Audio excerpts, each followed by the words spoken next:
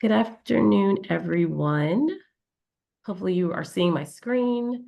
My name is Tinu Diver, and I am Vice President for Resource Development and Partnerships at DHIC located in Raleigh, North Carolina. And to be on theme, I've got a pollen-infested vocal situation going on today, so I might mute if I start coughing. But thank you all for being here, and I will let Rachel introduce herself and get into our presentation. Hi, everyone. I'm Rachel Tutwiler. I'm the Senior Resident Services Coordinator at DHIC. And as Tinu said, I guess maybe you were going to get into this, Tinu, but we have kind of a split presentation. So at one point, we're going to jump over to my story, but Tinu will start with us. Great. And did also want to take a moment to thank all of our DHIC colleagues who are able to join us. And special shout out to my coach, Kiad Burt from Hope Credit Union, best coach ever.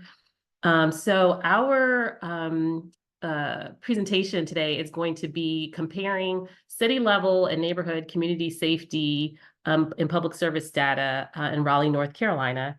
And this photo is actually from an event from last August. A lot of communities have what's called National Night Out.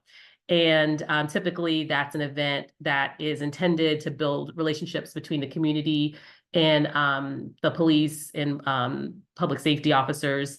It was really interesting about the most recent event is that members of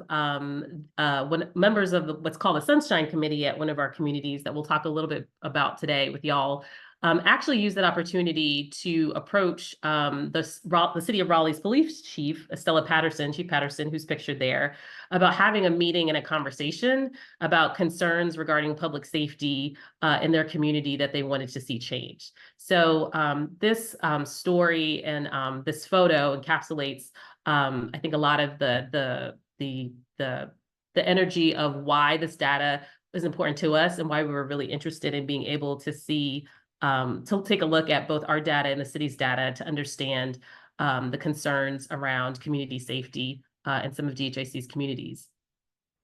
So the mission of DHIC is to support individuals, families, and seniors by providing homes and opportunities that promote the financial, physical, and mental well-being of people and communities. DHIC's work began in Southeast Raleigh, which is a historically African-American neighborhood in Raleigh, North Carolina. In fact, this year we're celebrating our 50th anniversary. And since that time, our work has grown to an 8-county footprint in terms of our rental development, as well as our work creating home ownership opportunities for families across North Carolina, and our current pipeline as it relates to the creation of new development, as well as the preservation of our portfolio. And I wanted to mention our lines of business include real estate development, asset management, as well as our resident services team. So in terms of the question that we're trying to answer, the question is, when it comes to community safety and public services, how satisfied are DHIC residents as compared to their neighbors in the city of Raleigh? So the data sets that we worked with are two primary sets.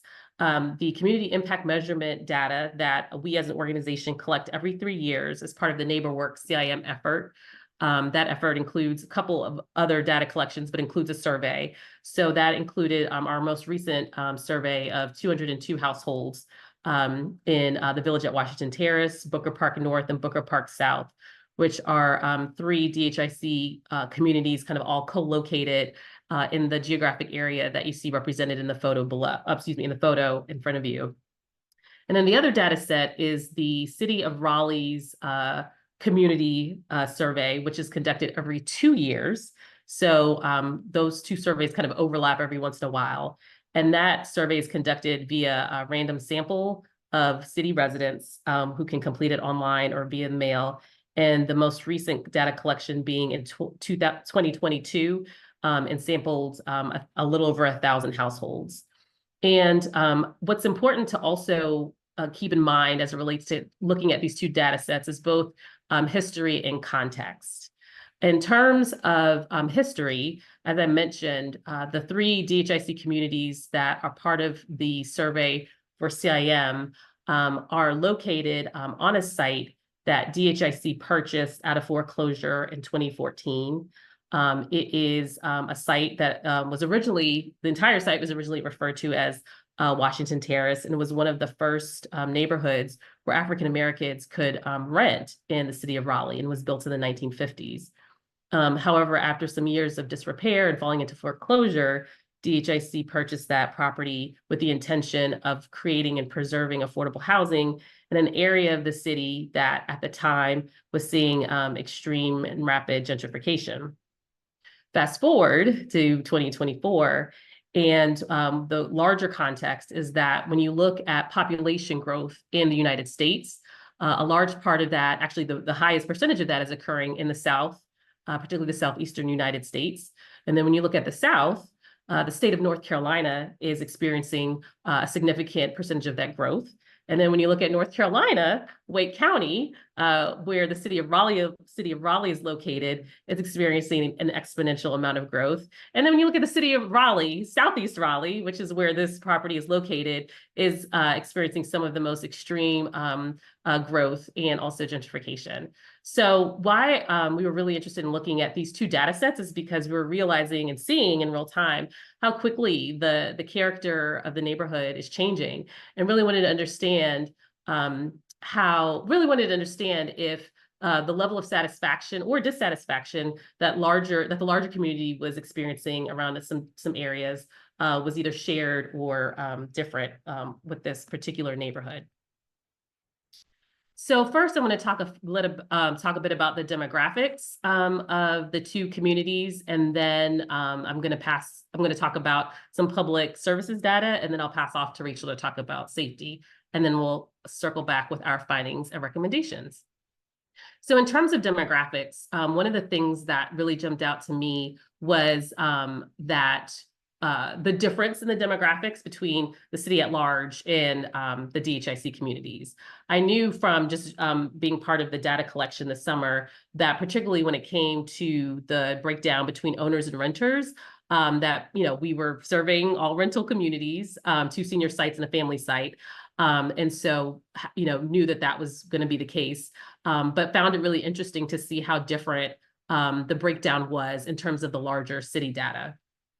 Again, also one of the other demographics that stood out to me was the difference around race as well as gender. So, you kind of think you have some, I think this exercise actually was a really good, for me personally, an exercise in challenging a lot of assumptions, because I went into the data having a lot of assumptions about how some of these numbers and percentages would break down, and how that would correlate into some of the survey results. And it's just, it was a good lesson in terms of the importance of challenging those assumptions. But as it relates to gender, you'll see that by and large, DHIC survey population consisted of more Black, female identified, and renter households over the age of 54 versus the city's survey's population. The city's survey population consisted of higher percentages of white residents, homeowners, and those under the age of 55. So this is always really interesting to me, and why I really love looking at neighborhood level data, because you can also begin to think about the ways, particularly when you start disaggregating data around age or race or gender, that you can get a snapshot of how someone or group might be experiencing the same issue, even in the same place, but differently. Two things can be true at the same time. And so I think that's an area where in the future, digging into that disaggregated data is something that we could definitely look at. But in terms of the visualization, I've chose these 4 demographics amongst many, just knowing remembering we learned from our visualization course about just how much information we as humans can digest at a time. But really like to being able to use some of the tooltips to be able to see the comparisons between the 2 categories in the same place. So when it came to public service, and this specifically has to do with satisfaction with police services and fire services, fire response, what the data showed was that DHIC residents in the city of Raleigh resident survey population, although very different demographically, reported similar, and in the case of DHIC residents, slightly higher levels of satisfaction. Excuse me, let me say that again. So DHIC residents reported similar or slightly higher levels of satisfaction as compared to their neighbors in the city of Raleigh. So for instance, I remember the fire response being particularly, in my opinion, relatively high.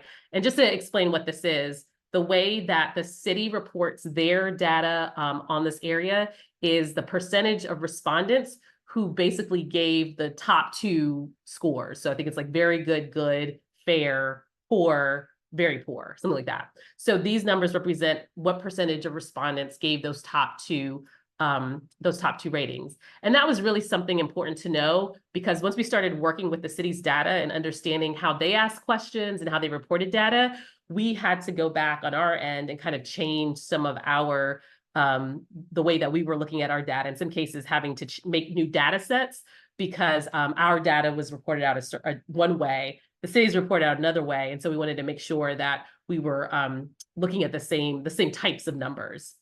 And then similarly with the Raleigh police data, what was particularly interesting is not so much the rating here, but what was similar is both DHIC, as I mentioned, and the city does the surveying in our case, every 3 years, in the case of the city, every 2 years. And what's particularly interesting is when you're then able to look at the data over those years. And we kind of went back and forth about, well, how do we map these kind of different timelines? You know, there's a few years where we have the same data, but a lot of years where we don't. But I think what is interesting to think about is just looking at the trends over time, because what you see, particularly with around resident satisfaction with police, is that the trend has for both the DHIC residents as well as the city has started to go down. And so I'll talk a little bit about some of the implications for that in terms of our finding and recommendations. But before I do that, I will punt over to Rachel to talk about safety. Awesome. So I'm going to do a little deep dive into safety. Let's see, share my screen.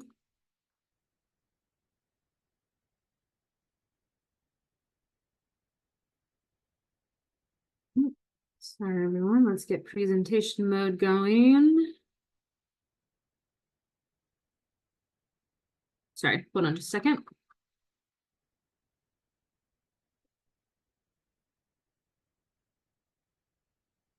All right, great. Can everyone see this? Not yet. Oh, Okay, now can you see it? It's coming. It's Yes. coming. There it is. Okay, great. Okay, so here we have a deep dive into the safety index and breaking down some of these demographics of how folks feel about safety here at DHIC or at Washington Terrace. So as Tinu said, we got this safety information for the property from the Community Impact Measurement Survey that we conducted last summer, so summer of 2023. And with that, the CIM, for folks who are familiar, the CIM is, they do an index of overall safety scores based off of responses for safety during the day and safety at night. So what you're looking at right now is the overall safety index for Washington Terrace. The index is created by assigning values to certain responses. So as you can see in the instructions that I put on here, a value of 1 was assigned to responses of feeling very safe or somewhat safe, and a value of 0 is assigned to responses of very unsafe or somewhat unsafe. And so we have, for the overall safety, we have a scale of up to 2, so 0 to 2. And the higher the number, the more safe individuals feel both during the day and at night. So it's the combination of both of those. So as you can see, we've got our properties divided up. We've got 2 senior sites, Booker Park North and Booker Park South. And then we have a family site, which is the Village at Washington Terrace. And then we've also divided up into male and female for head of household gender. and then categorize these ages of the respondents as young, middle, and senior. Most of our seniors are, of course, at our senior sites. And then we have the same for race. And so what's nice about this particular dashboard is it allows us to dive a little bit deeper into understanding the intersectionality of how folks feel. So we're able to say we wanted to look at family site. We can see how some of these responses are adjusting based off of how folks are feeling at our family site compared to maybe at one of our senior sites. So Booker Park North, we can see some of these responses are quite different. Just sitting here with this overall, we can see that there is definitely a difference in how people are feeling between family and senior sites. So I'm just gonna do this change again.